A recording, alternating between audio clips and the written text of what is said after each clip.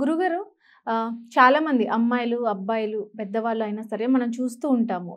దేవుడి ఉంగరాలు పెట్టుకుంటూ ఉంటారు. వినాయక స్వామిది, వెంకటేశ్వర స్వామిది, లక్ష్మీ అమ్మవారిది ఇలాగా.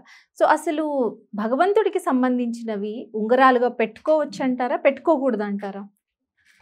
ఇప్పుడు ఉంగరాలలో మళ్ళీ ఇందులో 3 రకాలున్నాయి. తామ్రం అంటే రాగి, రజతం వెండి, బంగారం 3 రకాల ఉంగరాలు పెడతాం. అవును.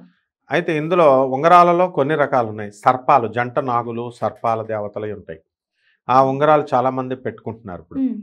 అది పెట్టుకున్నప్పుడు కొన్ని నియమాలు మనం పాటించాల్సినటువంటి అవసరం ఉంది. దేవుడి పేరు వెంకటేశ్వర స్వామి, ఎంత పొడుగ్గా ఉన్న ఉంగరాలు అవన్నీ కూడా మనం ఏమిటి అని అంటే, చాలామంది భోజనం చేస్తూ ఉంటాం, ఎంగిలి తాకకూడదు. దేవుడికి ఎక్కడైనా ఎంగిలి తగిలేలా చేస్తాం మనం విగ్రహంలో. మళ్ళీ వాష్రూమ్లకి వాటికి వెళతాం, ఎడం చేతులకు కూడా పెడతారు. మరి ఇవన్నీ కూడా నియమాల కిందే వచ్చేస్తాయి ఉంగరాలు పెట్టుకున్నప్పుడు. మరి ప్రతిసారి స్నానం చేయాల్సిన అవసరం ఉంటుంది ఈ ఉంగరాలు కనుక ఒంటి మీద ధరిస్తే. అంటే ఉంగరము అంటే ఏంటి, పాజిటివ్ ఎనర్జీ రావాలి అనేటటువంటి ఉద్దేశంతో ఆ దేవతని మనం ఇప్పుడు ఒక తల్లిని మీ అమ్మ మీ నాన్నని దగ్గరికి ఇంటికి నువ్వు తెచ్చుకున్నావు, నీకు పెళ్ళైపోయింది, తెచ్చుకున్నప్పుడు వాళ్ళకి తిండి పెట్టాలి కదా, గౌరవప్రదంగా చూడాలి కదా. మరి అది ఏమాత్రం డిస్రెస్పెక్ట్ ఉంటే వాళ్ళు హర్ట్ అవుతారు కదా. ఆ విధంగా భగవంతుడిని నువ్వు కోరుకొని తెచ్చుకున్నావు ఒంటి మీద ఉంగరాల రూపంలో. ఆ మినిమం మనము ఆ డీసెన్సీ మెయింటైన్ చేస్తూ మినిమం నియమాలు మనం పాటించాలి. ఏమిటవి అంటే, నాన్ వెజిటేరియన్ భోజనాలు అవి పెట్టినప్పుడు పెట్టుకోకూడదు. తర్వాత మరి మామూలు భోజనాలు కూడా చేస్తాం, అప్పుడు ఉంగరం తీసి జేబులో పెట్టుకోవడము. ఇప్పుడు మనకి యాబ్సెంట్ మైండెడ్ ప్రొఫెసర్స్ ఉంటారు.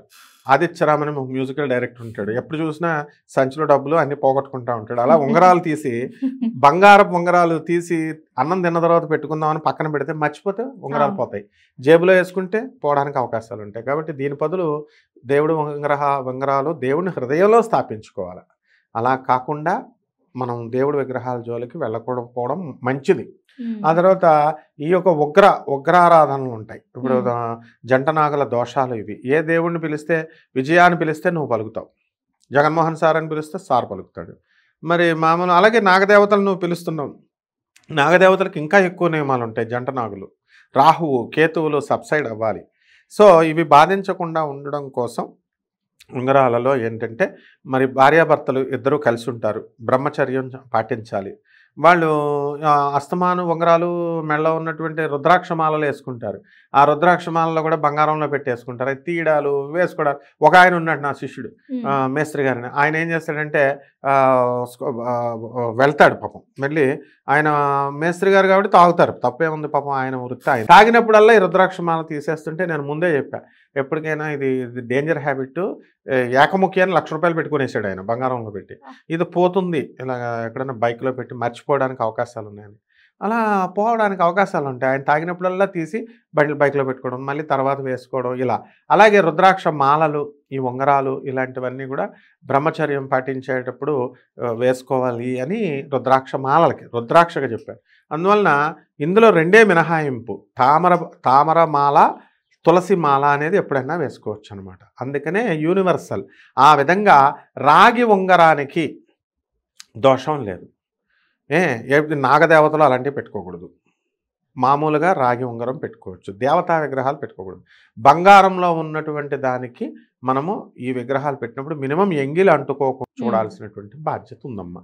అలాగే దానికి ఈ దోషాలు పోవడానికి ఏమిటండి గురువుగారు, మరి మేము చేయించేసుకున్నాం ఆల్రెడీ, మరి మేము అస్తమానం తెస్తే పోతాయని మీరు అంటున్నారు. కరెక్టే, బాత్రూంలో మర్చిపోవడం, ఆడవాళ్ళు మంగళసూత్రాలు పెట్టేసి ఇలా పోవడానికి అవకాశాలు ఉంటాయి. కాబట్టి అమావాస్య లేదా పౌర్ణమికి ఏదో ఒక రోజున, ఏకాదశమో ఏదో ఒక నియమం పెట్టుకొని పంచామృతాలతో అభిషేకం కనుక చేసుకుంటే ఆ ఒక్క నెలకి కన్సెషన్ ఉన్నట్టు అనమాట. ఒక్కసారైనా మధ్యలో రీఛార్జ్ చేసినట్టుగా. ఇది ఒక్కటే ఆల్టర్నేటివ్ అమ్మ, అలా చేసుకొని పెట్టుకోవచ్చు. ఓకే గురుగారు, చక్కగా వివరించారు. ధన్యవాదాలు. ధన్యవాదాలు.